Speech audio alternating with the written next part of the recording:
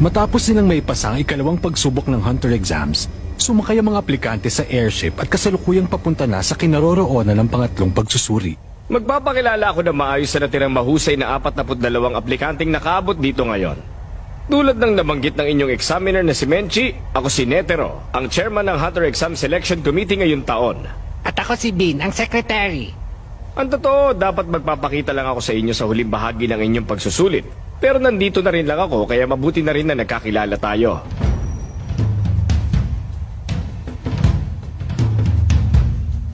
Magaling. Gusto ko ang nararamdaman kong tensyon dito mula sa inyo. Maganda yan. Nakapagpasya na akong babantayan ko kayo hanggang matapos ang exams.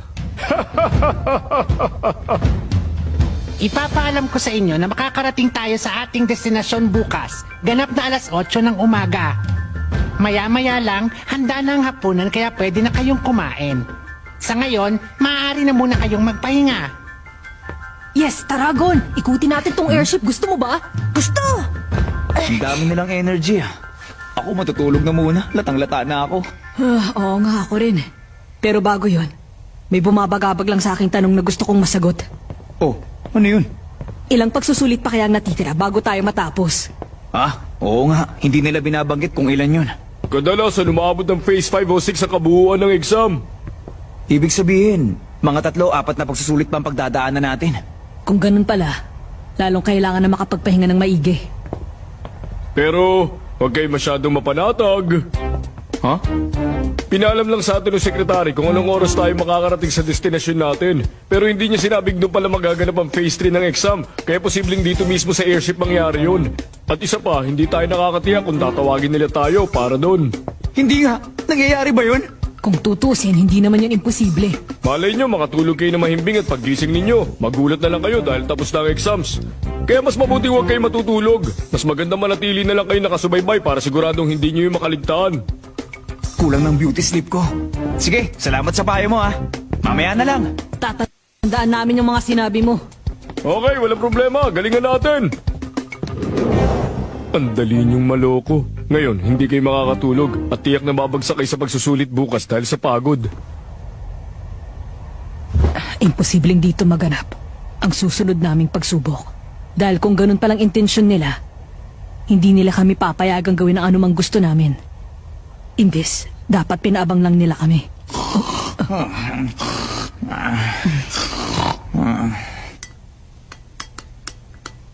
Sa palagay nyo, ilan kaya sa kanilang makakapasa ngayong taon? Yung makakapasa na sa lahat-lahat? Oo, madaming maangas at magagaling sa batch na to, no? Kahit na nagkamali ako at ibinagsak ko pa silang lahat ng una. Pero depende pa rin yun sa kung gaano kahirap ang mga susunod na pagsubok. Oo nga, malas nila kung mahirap, no? Pero sabihin mo nga, naramdaman mo rin ba yun? Marami sa kanilang napakalakas ng nilalabas na aura, no? Napansin mo sa tots? Oo, napansin ko. Natutuwa din ako sa mga baguhan ngayong taon. Ang gagaling nila, di ba? Kahit may pagkaeng-eng siya, tingin ko malaki ang pag-asa ng number 294. Ang siguradong pasado na sa akin, si number 99. Ang mayabang na batang yon, mukhang nababagot na siya sa exams eh. Ikaw, Buhara. Teka, sino nga ba? Hindi siya baguhan pero siya ang pupustahan ko, si number 44. Naaalala mo nung nagwawala si number 255 at sinugod ka niya? Sa iba talaga ako nakatingin nung mangyari yun. Malamang naramdaman mo din yun, Menchi. Si number 44 talaga ang tunay na mapanganib ng mga oras na yun. Nako, oo, napansin ko rin yun. Gustong-gusto niya tayong tapusin noon, halos hindi na nga siya makapagpigil. Pero hindi mo ba napansin, Buhara? Ganun na siya mula nung una pa lang. Kakakita pa lang natin sa kanya pero yung aura niya napakalakas na, nakakatakot. Talaga? Oo, yun ang dahilan kaya mula nung una pa lang hindi na ako mapakali. Dama kong pasimpleng hinahamon niya tayo. May nararanasan din akong ganun sa kanya. Kailangang bantayan na maigi ang isang yon. At ayoko mang aminin ito pero nakikita ko ding hindi nalalayong ugali niya sa atin. Yun nga lang, mas malala ang kabaliwan niya at hamak na mas napapariwara ang isipan niya. Nasa dugo na ng Hunter na palagi tayong uhaw sa mga sitwasyon na susubok sa kakayahan natin. At ano nga bang Hunter exam kundi perpekto pagkakataon para doon? para makahanap tayo ng katapat na mapaglalaanan natin ng respeto. Kaya naman kung minsan, hindi natin maiiwasan na makatagpo tayo ng iilang individual na tunay na espesyal at may mga katangiang angat sa iba, sadyang lihis sa nakagisnan.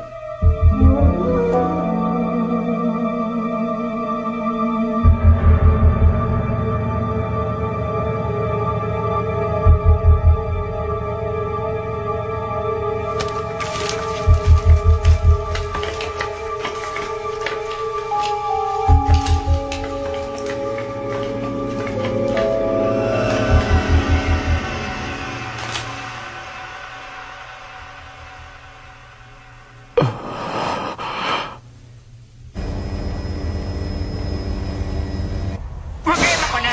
Hindi ito malaruan! Bawal dito mga bata! Kung kayo maglaro sa labas, wag dito!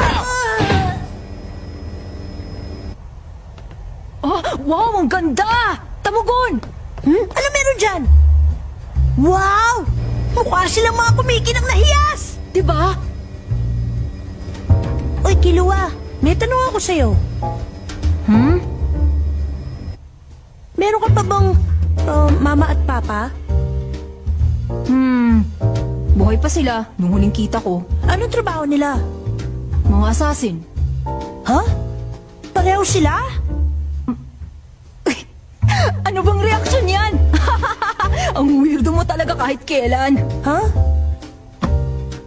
Ikaw pa namang unang pinagsabihin kung ganyan ang reaksyon. Sineryoso mo naman ako agad. Pero seryoso ka naman, di ba?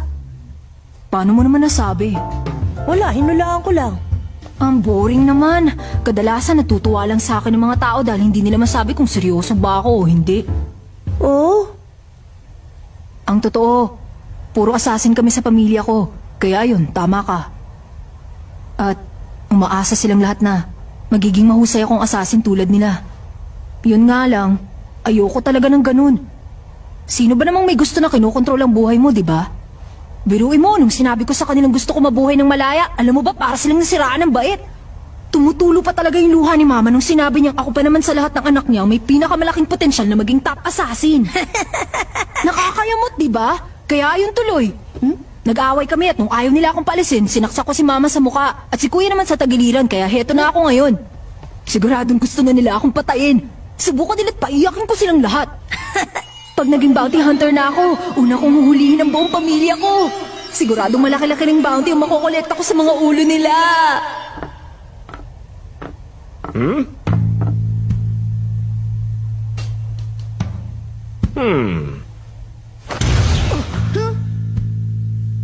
Anong problema mga bata?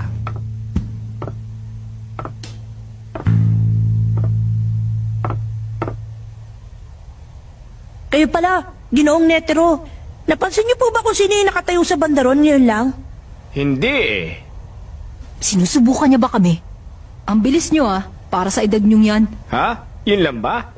Halos wala naman akong ginawa. Anong kailangan niyo? Wala kayong papel sa exams namin kundi sa panghuling pagsubok, hindi ba? Wala namang masama kung kausapin ko kayo. Nababagot lang ako kaya naisipan ko maghanap ng mga makakalaro. At may gusto nga pala ako itanong sa inyong dalawa. Kumusta naman ang unang Hunter exams nyo? Ano, masaya ba? Opo, napakasaya po. Natutuwa ako dahil wala pang lumalabas na written exam. Ayoko po talaga nun eh. Para sa akin, hindi ako nasiyahan. Ang inaasahan ko sa Hunter exams, mas mahirap pa. Siguro naman sa Phase 3, hindi na ako antukin sa sobrang dali. Hindi ko masabi. Tingnan natin. Tara na nga, Gon! Sandali lang muna. Gusto ko sana kayong imbitahan na sumali sa isang laro. Laro?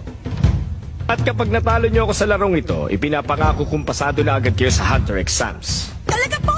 Sige, sali ako! Sali ka na rin. Ano?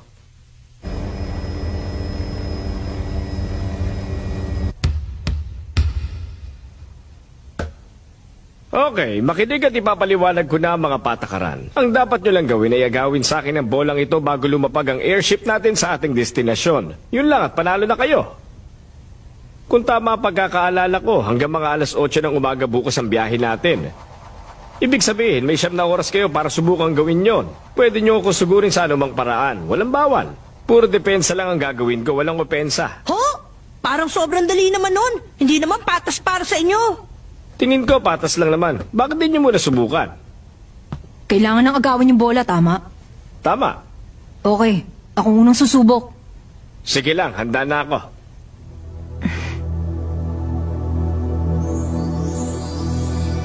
Minimenos niya ako.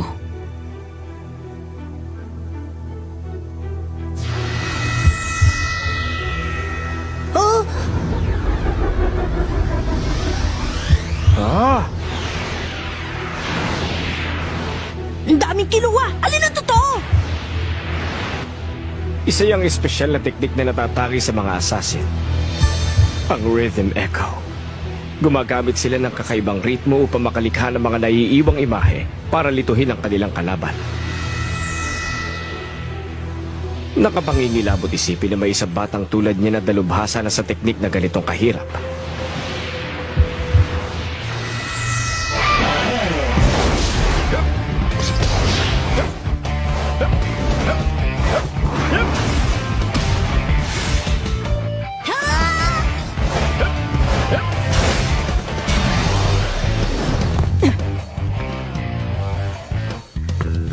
Napakaliksi niya. Talaga bang matanda na siya? O ano na? Yun lang ba yun? Ha? Kung ganun, pipigilan ko na lang ang paggalaw niya. Aray, ang sakit nun.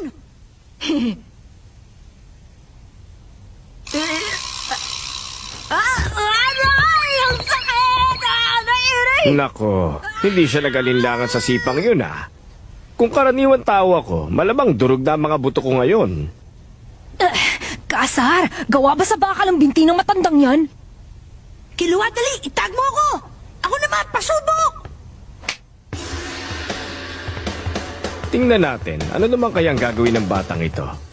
Mukhang napakabait at masiyahin niya, hindi ko masabi. Okay.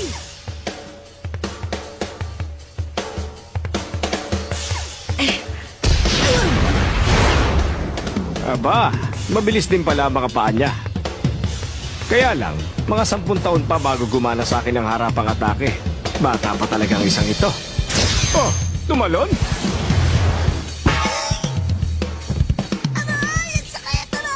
Sira ka talaga!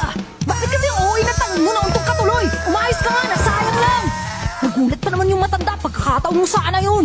Nagulat talaga ako.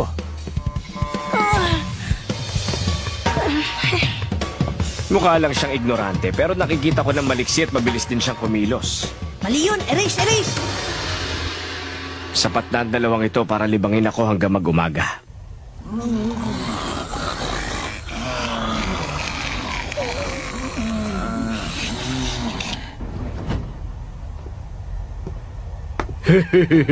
Kumusta na kaya yung dalawang kawawang loko na madali ko nauto kanina? Malamang sa sobrang nervous dahil sa sinabi ko, hindi na sila makatulog ngayon at... Ano? Natulog pa rin sila?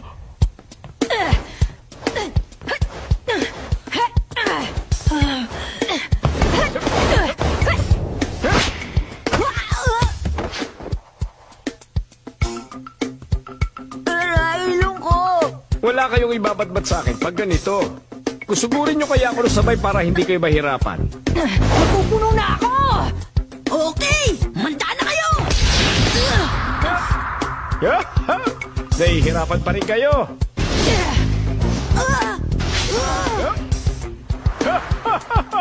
Hindi man lang pinagpapawisan si Ginoong Netero. Aray! Hindi kami mananalo sa kanya kung wala kaming strategy. Mukhang paulit-ulit na lang ang ginagawa nyo. Sinipa niya palis ang bota niya para humaba ang saklaw ng sipa niya?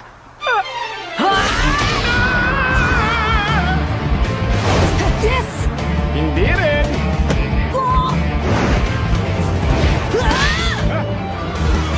Ang tatayan yung dalawa.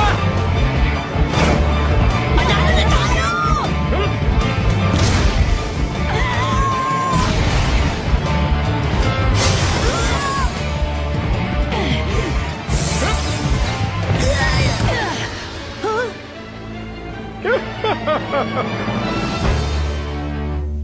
Magaling ang ginawa niyong yon. Napabilib niyo ako. Ang galing nyo, Ginoong Netero! Ang galing talaga!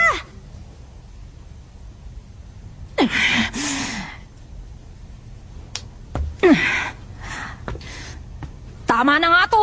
Ayoko na. Sige, talo na ako. Oh, susuko na agad siya? Bakit? May oras pa naman tayo, oh. At muntik na natin maagaw sa kanya yung bola. Ikaw talaga. Hindi mo pa ba nagigets hanggang ngayon? Ha, Gon? Mula kanina, na hindi pa ginagamit ni Tanda yung kanang kamay at kaliwang binti niya. Ha? Sa kabila nun, wala pa rin tayong laban sa kanya. Kahit habulin pa natin siya ng isang buong taon, hindi natin maaagaw yung bola. Nako, mukhang nabisto niyo na ako. Ang akala ko pa naman maluloko ko kayo hanggang matapos ang oras. Hindi ko napansin yun, ah. Nakakatawa. Ang galing niyo talagang manginis. Umalis na tayo, Gon. Pero gusto ko pang ituloy ito ng konti. Ha? Hindi mo ba naintindihan yung sinabi ko ngayon lang? Imposible! Hindi natin kayang agawin yung bola sa kanya! Alam ko, wala na akong paki sa bola. Kalahati pa lang ng time limit na nagamit natin. Pipilitin ko si Ginoong Netero na gamitin ang kanang kamay niya bago maubos ang oras. Ganun ba? Sige, kung yun ang gusto mo, good luck na lang. Matutulog na ako. Ginoong Netero, Hmm? paano po nagawa ni Kilua yung ginawa niya kanina? Yung naging napakarami niya? Alam niyo po ba ang sekreto? Alam ko, mga taong konektado lang sa mga palihim na gawain ang gumagamit nun. Walang silbi para sa'yo, matutunan pa yon. Sa katunayan, hindi mo na dapat matutunan yon. Pero isa yung kahangahangang teknik. Oh, at matinding pagsasanay ang kinailangan para magawa niya yon. Ang astig talaga ni Kilua kahit kailan. Di yan ubra!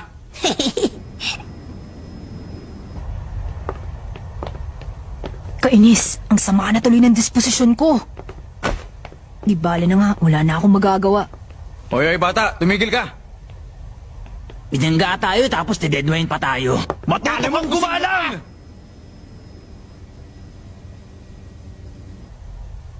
Kung hindi pa ako huminto kanina, malamang napatay ko na yung matandang yun para lang makuha yung bola sa kanya.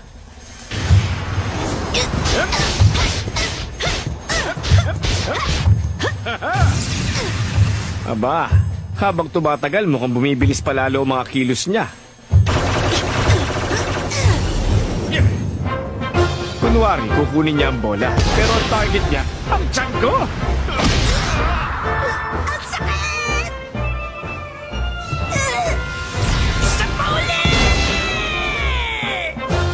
Kapag inuntog pa uli ng batang to ang ulo niya sa tiyan ko, sigurado mababasag na ang bungo niya.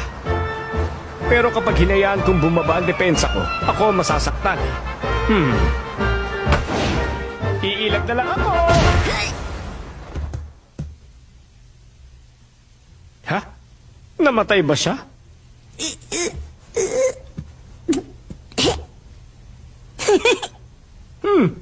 Kita ko, ginamit yung kanan niyo. Ha? Aba, Yes! Nagawa ko!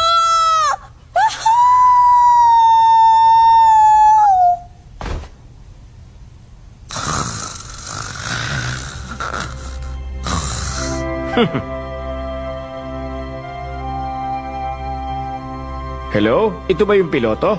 Ako ito. Kumusta naman ang lipad natin? Maayos ba? Mabuti naman. Pasensya na kung pangungunahan kita pero... Pwede bang bagalan mo na ang paglipad?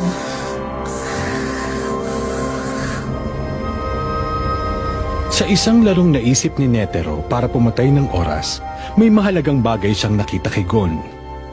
Mahimbing na nakatulog si Gon habang dahang-dahang papalapit ang airship na may dalang 42 natitirang aplikante sa ikatlong pagsusulit.